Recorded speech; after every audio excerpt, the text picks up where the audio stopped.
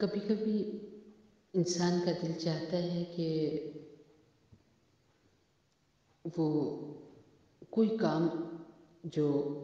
چاہتے ہیں کہ یہ کام ہمارا ہو جائے لیکن رکاوٹیں بہت ہیں،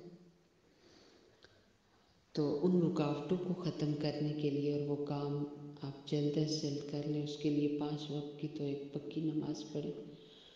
اور دوسرا یہ ہے کہ جب عشاء کی نماز پڑھیں تو 2 سنتوں کے بعد 4 رکعتوں کی نیت باندھیں۔ پہلی رکعت میں آیت الکرسی 3 بار پڑھے، دوسری میں قل هو اللہ احد 3 بار پڑھے،